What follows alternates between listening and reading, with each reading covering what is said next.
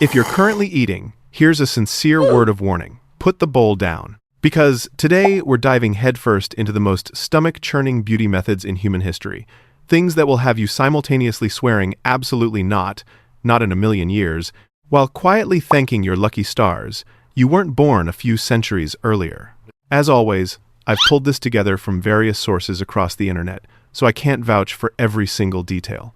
If something doesn't add up, drop a comment below. Tapeworm dieting, the Victorian era's pet weight loss method, and the ultimate biological con. Kicking off our list is a weight loss scheme so unhinged that I'm convinced the tapeworms owe humanity a debt of gratitude for handing them the ultimate VIP status. In the late 19th century, as European women became fixated on snatching their waists down to nothing, aggressive weight loss ads plastered newspapers with a promise so audacious it belongs underground. Swallow a tapeworm to shed pounds.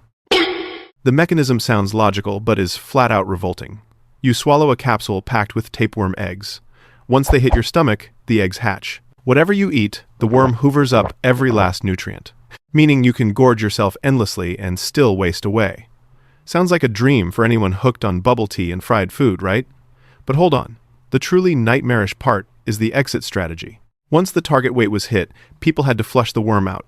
And how did people back then pull that off? They planted 2 cups of cow's milk at each end of the body, one at the mouth, one at the anus.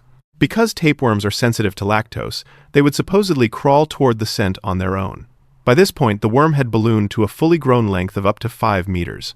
Try to picture yourself sitting there, waiting for a 5-meter-long creature to slowly wriggle out of your mouth or your rear emergency exit. I swear, just picturing it is enough to kill my appetite permanently. As late as the 2000s, this practice crept back in the form of shady, unregulated weight loss pills. People would simply knock them back and later pop deworming medication to sever the relationship. But tapeworms don't politely stick to leftover scraps. They leach your vitamins, clog your intestines, and grind your body down. The deadliest scenario? When the larvae go rogue, instead of staying in the intestines, they burrow up into the brain, triggering memory loss, seizures, and death. Nightingale droppings and crocodile dung, when animal waste masqueraded as royal cosmetics. Setting aside the tapeworm saga, we now wade into the segment of what people slathered on their faces. If today you're shelling out millions on luxury skincare, back then the most elite ingredient of all was animal excrement. First stop, 17th century Japan.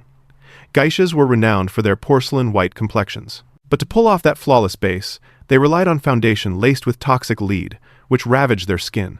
To salvage their complexions, they turned to face masks made from dried, powdered nightingale droppings.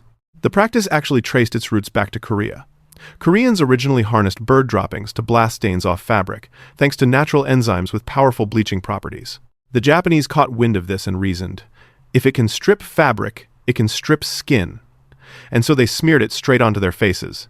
Fascinatingly, modern scientists have confirmed there's genuine science behind it. Nightingale droppings pack urea, a moisturizing compound that turns up in numerous high-end creams to this day, along with protease enzymes that slough off dead skin cells gently. This blew up to the point where A-list celebrities reportedly forked over hundreds of dollars for nightingale dropping facials at luxury spas. But bird droppings are positively spotless compared to what ancient Greeks and Romans got up to. They swore by crocodile dung for its supposed anti-aging and skin-firming powers, so they mixed it with warm mud and soaked themselves in it, kneading it in as though it were perfectly routine. The result? No visible beauty gains whatsoever, but plenty of people walked away with skin infections and open sores from this staggeringly unsanitary habit. Ancient Egyptian women even whipped up a crocodile dung mixture as a contraceptive. From a purely practical standpoint, I'd argue it was 100% effective. Because the smell alone would flatten any partner's enthusiasm, no matter how iron-willed they were. Impossible to follow through under those conditions, let alone conceive. Deliberately chasing down tuberculosis to become a muse. 18th to 19th century Europe, the Victorian era, also known as the Romantic period. The reigning beauty standard called for a body so slight it looked like it might shatter, skin as pale as porcelain, lips blazing red. Right at this moment, tuberculosis was tearing through Europe, and in a grotesquely ironic twist, every symptom of someone being eaten alive by TB mapped perfectly onto that beauty standard. TB patients dropped weight rapidly from anemia. Their skin drained to a ghostly white, Their lips burned red from coughing up blood, and their eyes glittered constantly with a mild, persistent fever.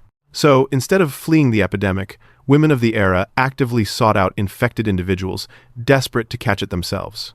Tuberculosis slowly hollowed out their lungs, sculpting them into beautiful, fragile muses on canvas, before sending them to an early grave.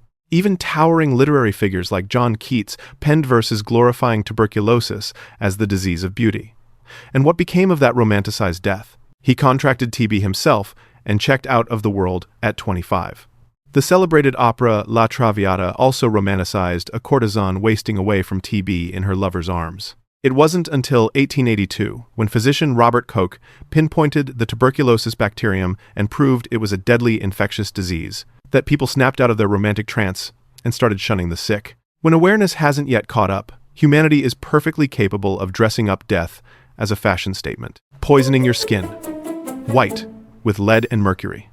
If women of the later period borrowed makeup to fake the TB aesthetic, then before that, in the 16th century, Queen Elizabeth I of England personally launched a beauty trend built on equally toxic chemistry to mask the smallpox scars pitting her face. To pull off the paper-white complexion that signaled wealth and status, people whipped up a homemade foundation called Venetian Ceruse, lead carbonate beaten together with vinegar and mercury. Mercury obliterates skin pigmentation at speed, jacking the complexion up by several tones almost instantly. But the price was catastrophic. Lead and mercury ground into the face day after day would seep through pores into the bloodstream, poisoning the body from within. The skin would rot, turn ashen, teeth would fall out, hair would fall out, and to bury the evidence of that deteriorating skin, they would simply cake on yet another thicker layer of lead, a death spiral in the most literal sense. Many people wonder how Queen Elizabeth I, the very woman who launched this trend, made it to 69. It was not because she had access to some premium authentic formula. Historians point out that in the latter half of her life, she endured devastating consequences. She lost every last hair on her head, sank into severe depression, and suffered memory loss from heavy metal poisoning. Her longevity was entirely down to the finest royal nutrition and medical care of the era, pulling her back from the brink. The takeaway: never blindly jump on a beauty trend. Back then, people reached for lead openly. Today, plenty of people stash lead and corticosteroids behind the name exclusive spa blend to con us. The corset. Fashion that crushed you from the inside out. Most of you probably know this one, since corsets still show up as fashion accessories today. But the corsets of medieval and early modern Europe were instruments of torture. Full stop. The standard was simple. The smaller the waist, the better.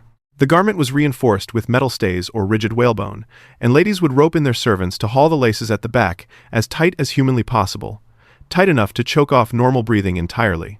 This is exactly why, in period films, whenever drama strikes, the ladies drop in a faint. It wasn't weakness. The corset was strangling them, starving their brains of oxygen. Over time, their rib cages were squeezed to the point of deformation, and internal organs, heart, lungs, liver, were shoved out of their natural positions entirely, triggering internal hemorrhaging.